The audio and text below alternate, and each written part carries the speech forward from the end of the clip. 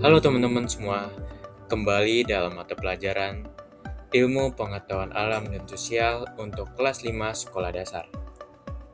Nah, di kali ini kita akan membahas materi ini yang penting nih teman-teman, yaitu bencana alam dan kerusakan lingkungan akibat ulah manusia. Seperti contoh, yang pertama yaitu ada banjir, yang kedua adanya gempa bumi, yang ketiga adanya gunung meletus, dan yang terakhir adanya pencemaran air. Nah, kira-kira penyebabnya apa ya? Sebelum itu, kita harus membahas tujuan pembelajaran terlebih dahulu. Yang pertama, menjelaskan pengertian bencana alam. Yang kedua, menjelaskan pengertian kerusakan lingkungan. Yang ketiga, menyebutkan contoh bencana alam dan kerusakan lingkungan. Dan yang keempat, membedakan bencana alam dan kerusakan lingkungan ya teman-teman.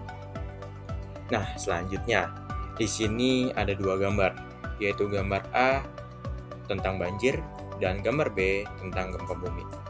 Nah, coba teman-teman perhatikan kedua gambar ini. Menurut kalian, apakah keduanya termasuk bencana alam atau tidak? Teman-teman jawab ya. Maka dari itu, kita akan membahas lebih lanjut tentang bencana alam. Di sini ada dua kategori teman-teman, yaitu gempa bumi dan juga gunung meletus. Nah, peristiwa yang terjadi secara alami tanpa campur tangan manusia. Peristiwa ini tuh dapat menyebabkan kerusakan lingkungan, kerugian harta benda, bahkan korban jiwa nih teman-teman. Sekali lagi, ini tanpa campur tangan manusia. Lalu selanjutnya kita akan membahas kerusakan lingkungan.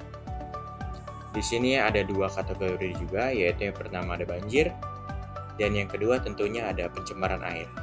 Nah, kerusakan lingkungan ini tuh adalah rusaknya lingkungan akibat aktivitas manusia yang tidak bertanggung jawab, contohnya membuang sampah pada sembarangan. Nah, sekali lagi, ini akibat ulah manusia. Contohnya, biar lebih mengenal lebih jauh, yaitu contoh bencana alam. Yang pertama, kita akan membahas gempa bumi terlebih dahulu, teman-teman. Yaitu gempa bumi, sebelum itu ada lempeng bumi. Lempeng bumi itu jika terus bergerak secara perlahan dan mengalami macet, maka saling mengunci pada batas pertemuan lempeng. Yang apa? Yang menyebabkan terjadinya gempa bumi, teman-teman. Selanjutnya, yaitu kita akan membahas gunung meletus. Nah, gunung meletus ini juga ada lempeng, tapi ada namanya lempeng tektonik. Ini mengalami proses subduksi, gesekan, dan tekanan ekstrim yang menghasilkan panas yang tinggi, melelehkan batuan menjadi magma, kemudian terdorong ke permukaan bumi yang menjadi namanya gunung meletus, teman-teman.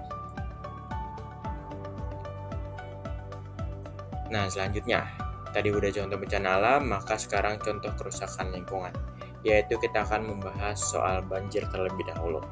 Nah, jika teman-teman nih membuang sampah sembarangan tidak pada tempatnya, yaitu teman-teman akan mengalami kerusakan lingkungan yang dapat menyebabkan terjadinya banjir, teman-teman. Entah itu di lingkungan kalian ataupun di lingkungan sekolah. Nah, selanjutnya itu ada pencemaran air ya, teman-teman. Nah, pencemaran air terjadi akibat adanya limbah pabrik, yaitu membuang limbah sembarangan ke aliran sungai yang dapat menyebabkan pencemaran air, yaitu bisa bikin ikan-ikan di laut itu mati dan lain sebagainya.